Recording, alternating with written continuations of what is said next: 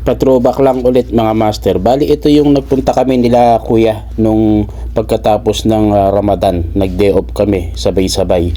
At naiaya nga ako nila kuya na lumibot kami sa Rastanura. Biglaan nga lang itong aming lakad dahil nga yung day off sana namin ay cancel. Pero bigla naman na-approve kaya ito napasama ako sa paggala namin dito sa beach. Bali isa rin to sa mga pinupuntahan ng ating mga kababayan dito sa Dammam sa Rastanura Corniche. Ito nga ay libre lang at walang babayaran.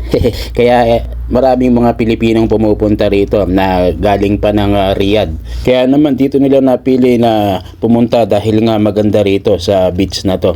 Kaya lang paunahan nga po sa pagpunta rito dahil pagka medyo na late ka wala ka nang popwestuhan. Kumbaga dito ka na lang sa gilid-gilid. Katulad namin na sa gilid na lang pumuesto dahil nga yung mga cottage dyan puno-puno na dahil marami din pong local na naliligo dito. Siguro kaya isa rin sa nagpadami ng tao nung nagpunta kami dito dahil Eid. Pero sa ngayon siguro wala nang ganong masyadong tao kahit normal days na lang or weekend ay pwede kayong pumunta rito. Basta payo lang magdala kayo ng rito pagkain para meron kayong makainan. At kung gusto mo rin pala manguha ng isda, pwede rin. Basta yung pamilwit lang, hindi naman po nabawal. At pwede mo na rin lutuin dyan. Basta magdala ka ng pang-ihaw mo.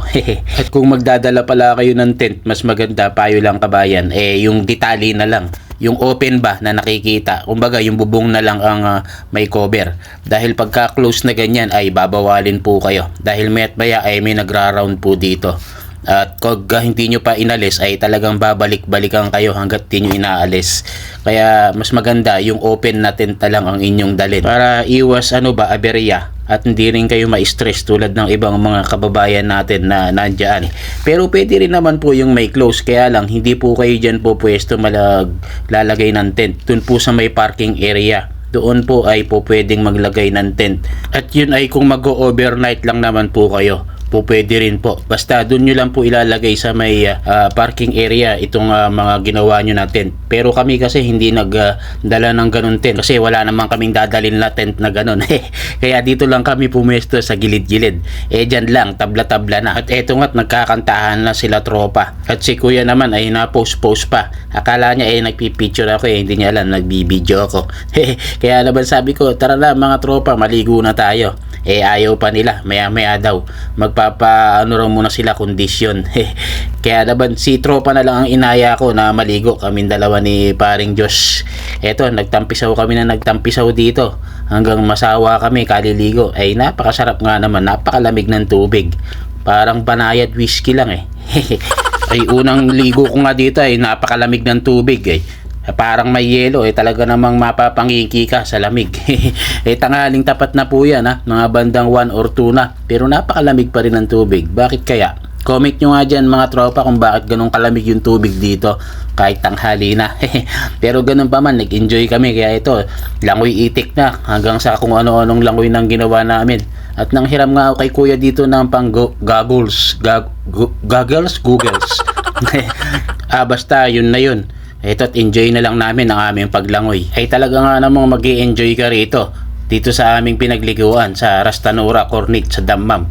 Kaya ikaw kabayan, mag-relax din paminsan-minsan. Hindi puro trabaho para iwas stress ba. Ang lakas din kasing makarepress dito.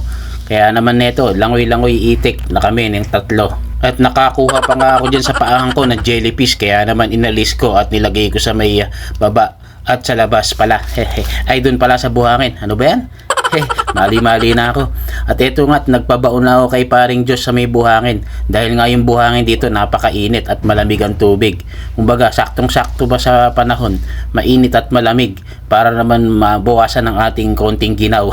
Sabi nga ni kuya at saka ni Diyos pagtapos ko sila naman. Kaya naman pagkalangoy ko dyan si kuya naman ang sinunod kong ibinaon.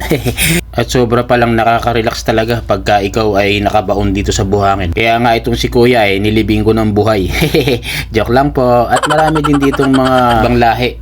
Ayan, mga nangangisda sila kabayan. At maraming ang nahuli. Yun lang, salamat. See you my part 2. Love you all. Mama, chup chup.